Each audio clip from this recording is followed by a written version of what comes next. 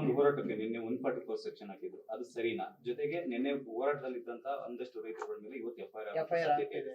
ಏನಾದ್ರು ಅಧಿಕಾರಿಗಳ ಜೊತೆ ಮಾತಾಡ್ತೀರಾ ಎಫ್ಐಆರ್ ಆಗುವಂತ ವಿಚಾರದಲ್ಲಿ? ಸರ್ ಅದ್ರ ಬಗ್ಗೆ ನನಗೇನು ಗೊತ್ತಿಲ್ಲ.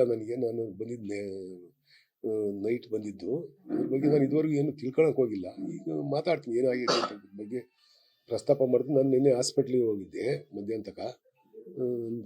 ಅದರಿಂದ ನಾನು ಇದರಲ್ಲಿ ಇನ್ವಾಲ್ವ್ಮೆಂಟ್ ಆಗಿರಲಿಲ್ಲ. ತಿಳ್ಕೊಂತೀನಿ ಏನಾಗಿದೆ ಅಂತ.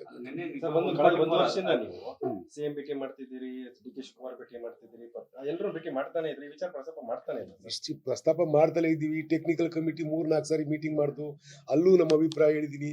ಅಲ್ಲೂ ನಾನು ಒತ್ತಾಯ ಮಾಡಿರ್ತಕ್ಕಂಥದ್ದು, ನೀವು ಬುಗುಡ್ನಳ್ಳಿಯಿಂದ ಮುಂದಕ್ಕೆ ವೈಡನ್ ಮಾಡ್ಕೊಂಡು ಹೋಗಿ. ಇಷ್ಟೆಲ್ಲ ರದ್ದಂತ ಆಗದೇ ಬೇಕಿಲ್ಲ. ಅಲ್ಲಿಂದ ಮುಂದಕ್ಕೆ ಈಗ ಹಾಸನ ಇದರಿಂದ ಬರುತ್ತೆ ನೀರು, ಯಾವುದು ಹೇಮಾವತಿಯಿಂದ ನೀರು ಬರುತ್ತೆ. ಗೊರೂರು ಡ್ಯಾಮ್ ಇಂದ ನೀರು ಇಲ್ಲಿಂದ ಹರಿಯೋದು ಇನ್ನ 5-10 ಕಿಲೋಮೀಟರ್ ಮುಂದೆ ಕರಿಯಲ್ವಾ ನೀರಷ್ಟು? ಸುಮ್ಮನೆ ಇದ್ರಾಗ ಹಠ ಮಾಡ್ತಕ್ಕಂಥದ್ದು ಅಷ್ಟೊಂದು ಒಳ್ಳೇದಲ್ಲ, ಒಳ್ಳೆ ಬೆಳವಣಿಗೆ ಅಲ್ಲ ಜಿಲ್ಲೆಯಲ್ಲಿ. ಯಾರು ಒತ್ತಾಯ ಮಾಡ್ತಾವ್ರೋ ಅವ್ರ ತೋಲೆ ಮಾತಾಡ್ತೀವಿ. ಇದೇ ವಿಚಾರನ ನಾನು ಸೀರಿಯಸ್ ಆಗಿ ಅವ್ರ ಮಾತಾಡ್ತೀನಿ. ಜಿಲ್ಲೆ ಕಾಂಗ್ರೆಸ್ ಶಾಸಕರು ಸಚಿವರು ಸೇರಿ ಡಿ.ಕೆ. ಶಿವಕುಮಾರ್ ಎದುರ್ಕೊಂಡು ಏನು ಮಾತಾಡ್ತಿಲ್ಲ. ಯಾರು ಎದುರ್ಕಂತಾರೆ ಸರ್? ಯಾರಿಂದ ಯಾರು ಜೀವನ ಮಾಡ್ತಾರೆ? ಇದು ನೀವು ಹುಟ್ಟಾಕೇಳಿ ಹೇಳೋದು. ಯಾರು ಎದುರ್ಕೊಳ್ಳಲ್ಲ ಇಲ್ಲಿ ಯಾರು ಎದುರ್ಕೊಳ್ಳೋ ಪ್ರಶ್ನೆ ಬರಲ್ಲ. ಎಲ್ಲರಿಗೂ ಅವರವರ ಅಸ್ತಿತ್ವ ಮತ್ತೆ ಅವರವರ ಪ್ರತಿನಿಧಿಸೋ ಕಾನ್ಸ್ಟಿಟ್ಯೂನ್ಸಿಯ ಹಿತ ಕಾಯ್ತಕ್ಕಂಥದ್ದು ಪ್ರತಿಯೊಬ್ಬನ ಜವಾಬ್ದಾರಿ. ನೋಡ್ತೀನಿ ನಾನು. ಅವ್ರಿಗೆ ಫೈನಲ್ ಆಗಿ ಅವ್ರಿಗೆ ತಿಳಿಸ್ಬೇಕಾಗೈತೆ. ಅವ್ರಿಗೆ ಫೈನಲ್ ಆಗಿ ತಿಳಿಸ್ಬಿಟ್ಟು ಆಮೇಲೆ ಮುಂದಿನ ಸರ್ಕಾರದ ಮಟ್ಟದಲ್ಲಿ ಮಾತಾಡಿದ್ರಿ, ಬಟ್ ಫೀಲ್ಡ್ ಇಳಿಯುವಂತದ್ದು ಅದು ಹೇಗೆ ಅಂತ ನೋಡ್ತೀನಿ ನಾನು. ಇನ್ನು ಸರ್ ಮುಂಚೆ 2 ವರ್ಷದಿಂದನೂ ಸರ್ಕಾರಕ್ಕೆ ಗೊತ್ತು ಇದಕ್ಕೆ ಗುಬ್ಬಿ ಎಂ.ಎಲ್.ಎ. ವಾಸು ಅವ್ರದ್ದು ವಿರೋಧ ಇದೆ ಅಂತ ಹೇಳಿ ನೀವು ಹಲವಾರು ಬಾರಿ ಸ್ಟೇಟ್ಮೆಂಟ್ ಕೊಟ್ಟಿದ್ದೀರಿ. ಆದ್ರೂ ಕೂಡ ನಿಮ್ಗೆ ವಿರೋಧ ಇದೆ ಅಂತ ಇದ್ರೂ ಕೂಡ ಅವರು ಕಾಮಗಾರಿ ಮುಂದುವರಿಸಿದ್ದಾರೆ. ಈಗ ಹೋಗಿ ನೀವು ಮಾತಾಡಿದ ತಕ್ಷಣ ಏನಾದ್ರು ಬದಲಾಗಂತ ಸಾಧ್ಯತೆ ಏನಾದ್ರು ಕಾಳ ಉಳಿಸ್ತೀರಾ?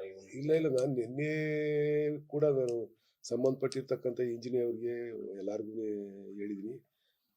ಅವರು ಒಂದು ರೀತಿ ಯಾಕೆ ಕೆಲಸ ಮಾಡ್ತಾವ್ರೋ ಗೊತ್ತಿಲ್ಲ. ನಾನು ರಂಗನಾಥ್ ಅವ್ರಿಗೂ ಕೂಡ ಇದನ್ನ ಮನವರಿಕೆ ಮಾಡಿದ್ದೀನಿ. ಆಮೇಲೆ ಬಾಲು ಅವ್ರು ಕೂಡ, ಬಾಲಕೃಷ್ಣ ಅವ್ರು ಕೂಡ ನಮ್ಮ ಮನೆಗೆ ಬಂದಿದ್ರು. ಅವಾಗಲೂ ಕೂಡ ಅವ್ರಿಗೆ ಹೇಳಿದ್ದೀನಿ ಈಸಿಯಾಗಿ ಹೋಗುತ್ತೆ ಇದೆಲ್ಲ.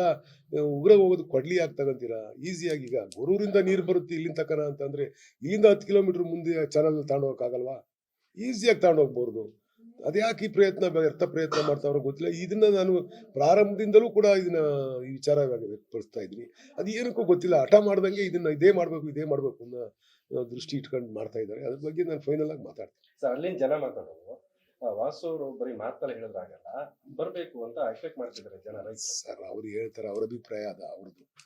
ನಾವು ಒಂದು ಪಕ್ಷದಲ್ಲಿ ಇದ್ದಂಥ ಸಂದರ್ಭದಲ್ಲಿ ಆ ಪಕ್ಷದ ಬೈಂಡಿಂಗಿಗಲ್ಲೇ ಕೆಲಸ ಮಾಡಬೇಕಾಗುತ್ತೆ. ಅವೆಲ್ಲ ಆಂತರಿಕ ವಿಚಾರಗಳು. ಕೆಲವು ಕಡೆ ಬರೋಕ್ಕಾಗತ್ತೆ, ಕೆಲವು ಕಡೆ ಬರೋಕ್ಕಾಗಲ್ಲ.